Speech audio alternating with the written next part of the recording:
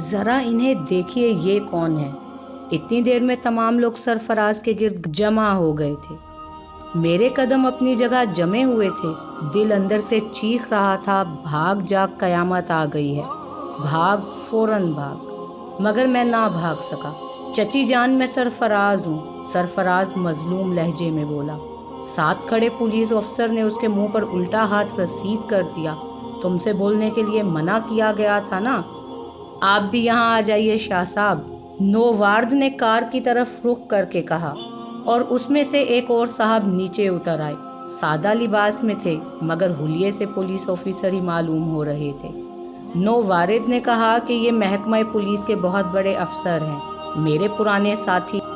محکمہ پولیس نے اس شخص کو گرفتار کیا ہے اور پولیس کا خیال ہے کہ یہ ایک خطرناک قاتل ہے جسے سزائے موت ہو گئی تھی، لیکن یہ تختہ دار سے فرار ہو گیا۔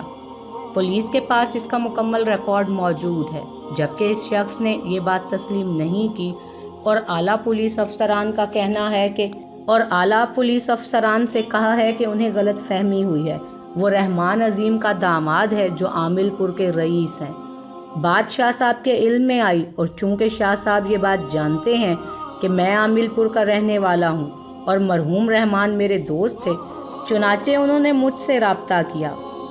میں بٹیا کی شادی کے وقت موجود نہیں تھا، اس لیے اسے پہچانتا نہیں تھا۔ مرحوم رحمان کا حوالہ ایسا نہیں تھا کہ میں اس بات کو نظر انداز کر دیتا۔ چنانچہ میں نے شاہ صاحب سے درخواست کی کہ وہ میری مدد کریں، اور وہ اپنے رزق پر صرف میری وجہ سے اس خطرناک مجرم کو یہاں تک لے کر آئے ہیں۔ اب آپ فیصلہ کریں۔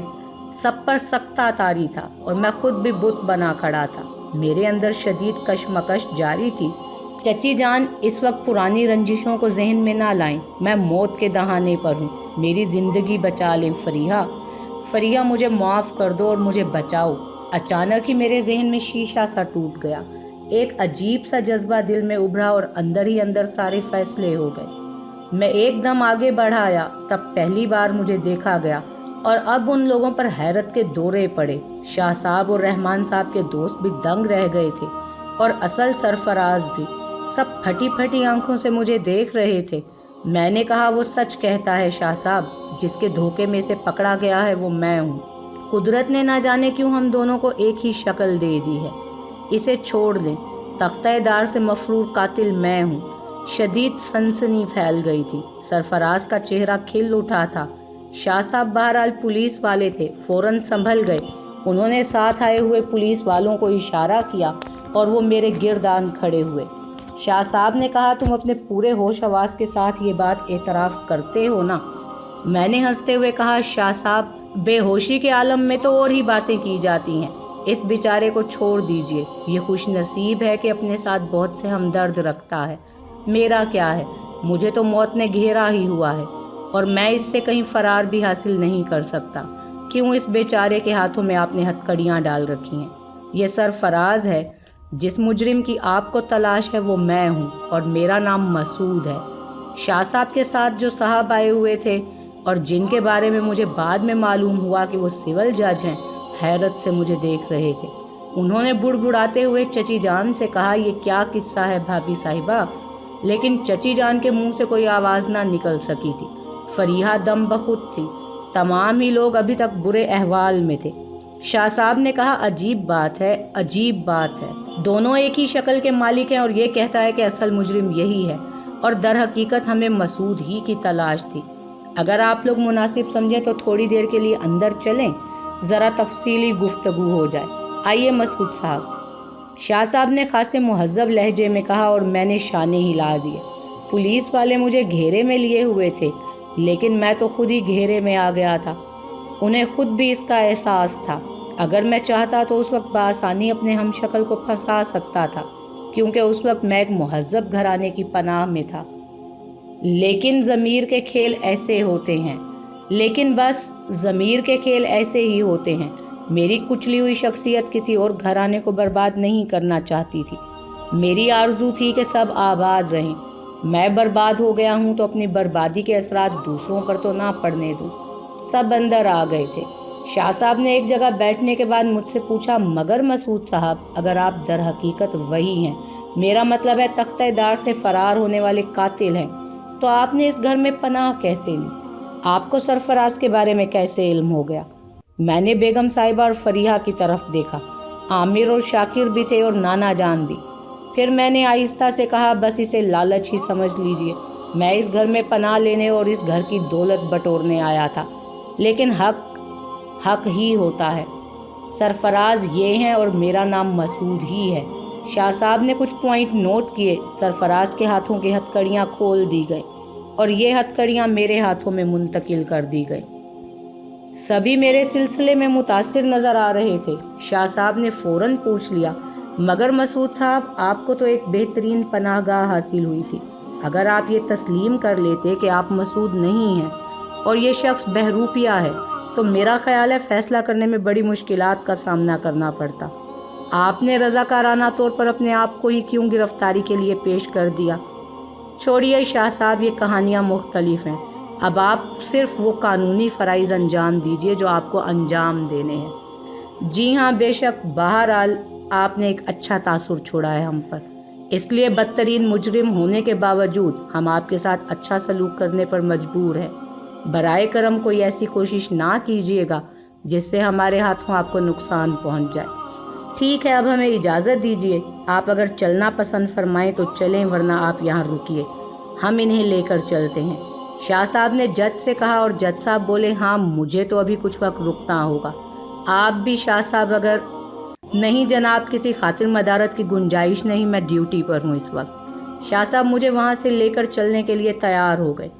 میں نے بیگم صاحبہ سے کہا، چچی جان، آپ کو بخوبی یہ اندازہ ہے کہ میں نے یہ وقت یہاں کیسے گزارا ہے۔ فریحہ صاحبہ اس وقت کی گواہی دیں گی کہ میں نے یہاں جو نمک کھایا ہے وہ حرام نہیں کیا اور ہر چیز کا احترام کیا ہے۔ سرفراز صاحب، آپ کو نئی زندگی مبارک ہو۔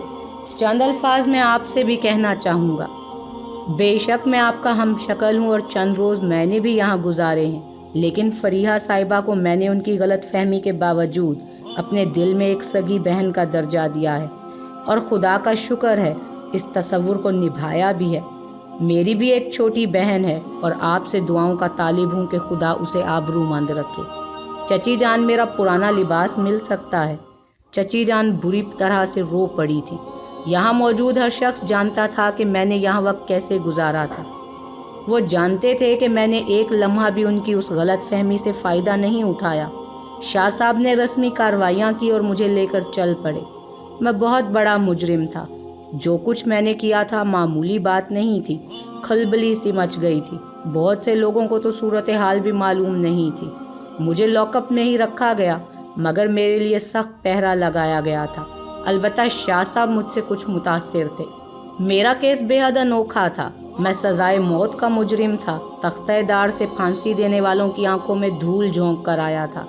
قانون کے لیے بھی ابھی بے شمار الجھنیں تھیں۔ مجھے فوری پھانسی نہیں دی جا سکتی تھی کیونکہ اس وقت سزا کا وقت ختم ہو گیا تھا۔ ہاں، مجھ پر اثر نو مقدمہ ضرور چلایا جا سکتا تھا۔ یہ تحقیق کرنی تھی کہ میرے فرار کے عوامل کیا تھے، اس سازش میں میرے ساتھ کون کون شریک تھا، سازش کیسے ہوئی، وغیرہ وغیرہ، اور اس کے لیے تیاریاں بھی ہونے لگی۔ پولیس ہیڈ کوارٹر کے لاک اپ میں مجھے بالکل الگ تھلگ رکھا گیا تھا۔ ایک ایس آئی اور 2 کانسٹیبلوں کی مجھ پر مسلسل ڈیوٹی لگائی گئی تھی، اور شاید انہیں یہ ہدایت کی گئی تھی کہ میرا ہر طرح سے خیال رکھیں، مجھے ہر سہولت دی جائے، اور وہ لوگ عمل بھی کر رہے تھے۔ عمدہ کھانا، ضرورت کی ہر چیز، وغیرہ وغیرہ۔ شاہ صاحب خود مجھ سے ملے۔ کہو مسعود، کیا حال ہے؟ انہوں نے کہا، ٹھیک ہوں شاہ صاحب، جیل کی نسبت یہاں تمہیں آرام ہوگا، لیکن یہ سب عارضی ہے، اس کے بعد جیل جانا ہوگا۔ کیا فرق پڑتا ہے شاہ صاحب؟ میرے لیے کوئی خدمت ہو تو بتاؤ، کوئی ضرورت، کوئی بات؟ آپ کا بے حد شکریہ۔ دل میں ایک خیال ہے، پتہ نہیں آپ میری یہ مشکل حل کر پائیں گے یا نہیں۔ کہو کیا بات ہے؟ جب مجھے پھانسی دی گئی تھی شاہ صاحب، تو میرے اہل خاندان میری لاش لینے آئے تھے۔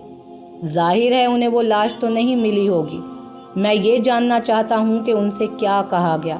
اس کے علاوہ میری خواہش ہے کہ اب انہیں میرے بارے میں کوئی اطلاع نہ دی جائے، انہیں دوبارہ اس کیس میں گھسیٹنے کی بھی کوشش نہ کی جائے۔ اگر آپ یہ کام کر دیں تو میں آپ کا احسان مانوں گا۔ شاہ صاحب سوچ میں پڑ گئے، پھر بولے، بہت مشکل کام ہے، میں 1-2 دن میں تمہیں اس بارے میں بتاؤں گا۔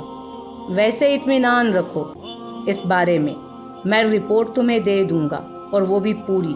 بے حد شکریہ شاہ صاحب۔ وہ چلے گئے اور میں نے ٹھنڈی سانس لے کر لاک اپ کے ایک گوشے میں جا بیٹھا۔ کیا سوچتا، کیا کرتا، سب کچھ بیکار تھا۔ ہاں، ایک خوشی ضرور تھی کہ کم از کم اس خاندان کو میں نے کسی المیہ سے دوچار نہیں کیا۔ اسی احساس سے دل کو سکون ملتا تھا۔ اس رات مجھے کھانا پیش کیا گیا تو عمدہ قسم کی بریانی تھی۔ بھوک بھی لگ رہی تھی۔ میں نے ہاتھ دھو کر کھانے کا آغاز کیا۔ بریانی کی پلیٹ میں چاولوں کے ساتھ مرغ کا گوشت نظر آ رہا تھا۔ میں نے ایک بڑا ٹکڑا باہر نکالا۔ عجیب سی ساخت تھی اس کی، لیکن جوں ہی وہ چاولوں سے برآمد ہوا، اچانک میں نے اسے کل بلاتے ہوئے دیکھا۔ پھر وہ میری انگلیوں کی گرفت سے نکل کر میری کلائی پہ چڑھ گیا۔ تب میں نے اسے دہشت بھری نظروں سے دیکھا۔ وہ گوشت کا ٹکڑا نہیں تھا، بلکہ ربڑ جیسا انسانی مجسمہ تھا، چلتا پھرتا متحرک مجسمہ۔ اس نے میری کلائی پر دوڑ لگائی اور کندھے پر آ گیا۔ دہشت سے میرے رونگٹے کھڑے ہو گئے تھے۔ میں بے شک بدترین حالات کا شکار تھا، لیکن تھا تو انسان ہی نا، بدروحوں کے درمیان تو نہیں رہا تھا۔ یہ سب کچھ ہمیشہ سے تو نہیں دیکھا تھا۔ بدن میں سرد لہریں دوڑ رہی تھیں، حواس معطل ہوئے جا رہے تھے۔ میرے حلق سے چیخیں نکل گئیں۔ میں نے پھریری لے کر اسے شانے سے جھٹکنے کی کوشش کی، لیکن اس نے میرا کان پکڑ لیا اور اس طرح گرنے سے محفوظ رہا۔ اس کی ننھی ننھی انگلیاں کانٹوں کی طرح میرے کان میں چبھ رہی تھیں۔ پھر اس کی منحوس آواز ابھری، مرے کیوں جا رہے ہو میاں جی؟ ہماری تمہاری تو پکی دوستی ہے، اب ہم سے گھبرایا نہ کرو۔ نیچے اترو مردود، میں تمہیں مار ڈالوں گا۔ میں نے دہشت سے بھنچی ہوئی آواز میں کہا، ارے رے اچھل کود کرو گے تو سنتری تمہیں پاگل سمجھیں گے، اور پاگلوں کو پاگل خانے میں رکھ کر مار لگائی جائے ہے۔ بات کرنے آئے ہیں تم سے، آرام سے بیٹھو اور بات کرو۔ سمجھ میں آیا یا نہیں؟ اور اس کا کہنا تھا بھی درست۔ میری چیخوں کی آواز سن کر باہر پہرا دینے والے سنتری سلاخوں کے سامنے آن کھڑے ہوئے، مجھے گھورنے لگے۔ پھر ان میں سے ایک بولا، کیا بات ہے؟ کیا بتاتا میں اسے، اور بتاتا بھی تو وہ کیا کر پاتا؟ میں خاموش رہا۔ کھانا کھا لو، کچھ اور تو نہیں چاہیے؟ نہیں، میں نے آہستہ سے کہا، اور وہ آگے بڑھ گیا۔ میرے کان میں ایک کہکہا ابھرا تھا۔ پھر اس نے میرا کان چھوڑ دیا، اچھل کر میرے سر پہ چڑھ گیا، وہاں سے زمین پر کود گیا اور آہستہ آہستہ چلتا ہوا میرے سامنے آ گیا۔ آپ تصور کریں، ایک مختصر ترین انسان میرے سامنے تھا، مجھ سے باتیں کر رہا تھا اور میں اس کی حقیقت جانتا تھا۔ ہاں تو میاں جی، عقل ٹھکانے آئی؟ کیوں میرے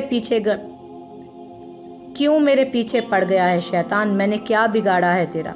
میں نے روندے ہوئے لہجے میں کہا، ارے سب کچھ تو تلپٹ کر کے رکھ دیا ہے، سارے کام ادھورے رہ گئے ہیں ہمارے تو۔ اگر ہمارا کام کر دے تو ہمیں بہت بڑی شکتی حاصل ہو جائے گی، سنسار میں سب کچھ کرنے کے قابل ہو جائیں گے ہم۔ ہمارے سارے دشمن پانی بھریں گے ہمارے سامنے۔ تو نے ہی ہمیں باندھ کر رکھا ہے، تم کسی اور سے بھی تو یہ کام لے سکتے ہو۔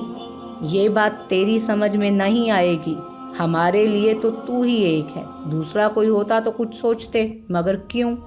کہا نا تجھ سے، بات تیری سمجھ میں نہیں آئے گی۔ تو خود آیا تھا ہمارے پاس، ہم تو تیرے پاس نہ پہنچے تھے نا۔ جاپ کیا تھا ہم نے 100 دن کا، اور 100ویں دن ہمارے پاس جسے آنا تھا وہی ہمارے کام کا تھا۔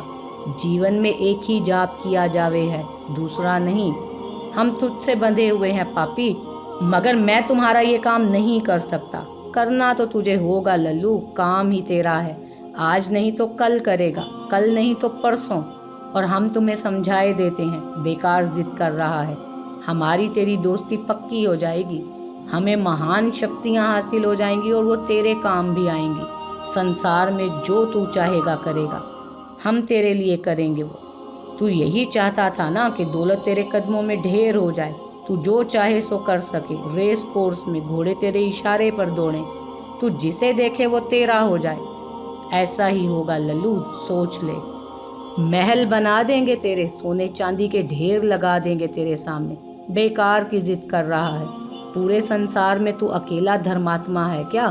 لوگوں کو دیکھ، 4 پیسے کے لیے دوسرے کا گلا آسانی سے کاٹ دیتے ہیں، وہ گناہ نہیں کرتے کیا؟ تو ہمارا کام نہیں کرتا، نہ کر، سڑ سڑ کے مر جائے گا ایک دن۔ کچھ دن کے بعد تیرے اپنے بھی تجھے بھول جائیں گے، کوئی نام لیوا نہ ہوگا تیرا۔ کیا ملے گا تجھے؟ بول کیا ملے گا؟ میرے پاس اس کی بات کا کوئی جواب نہیں تھا۔ وہ خاموشی سے مجھے دیکھتا رہا، پھر بولا، یہ نہیں سوچا تو نے؟